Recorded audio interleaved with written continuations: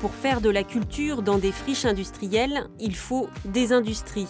Et l'île de Nantes n'en manquait pas. À une encablure du centre-ville, des hangars, des voies ferrées, des quais, les chantiers navals. 1987, le dernier bateau construit à Nantes est mis à l'eau. Quelques mètres plus loin, sur les quais, le hangar à bananes sommeille lui aussi depuis longtemps. Dans les années 2000, l'équipe de Jean-Marc Ayrault s'attache à réhabiliter ces entrepôts qui ont perdu leurs fruits. Les bateaux arrivaient, c'était le long du quai, et puis il y avait des espèces de norias, des tapis roulants qui allaient chercher les bananes au fond des bateaux et qui les ramenaient ici, dans ce hangar, et elles étaient stockées là. Voilà. Le hangar, où mûrissaient les bananes, accueille depuis un centre d'art contemporain et des cafés-concerts.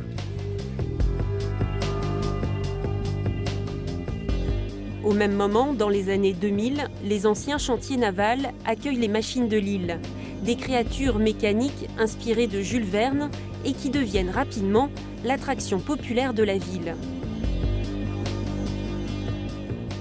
De la créativité toujours, l'île de Nantes lui fait de la place. Les anciennes halles Alstom se transforment aujourd'hui en pépinière, une plateforme économique pour les métiers de la création. Pour la société publique en charge de tous ces aménagements, si l'industrie nantaise n'est plus là, son passé est bien préservé.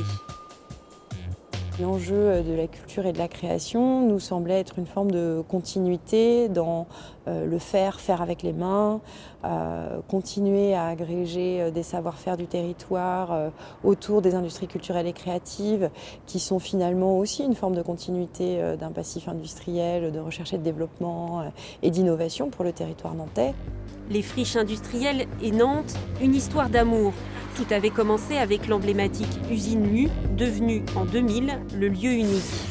À l'époque déjà, Jean Blaise transformait une fabrique de biscuits en espace culturel. L'intérêt d'aller dans des friches industrielles, c'est d'abord qu'elles existent. C'est-à-dire que la structure est là, on n'a pas à la reconstruire, on n'a pas à la financer.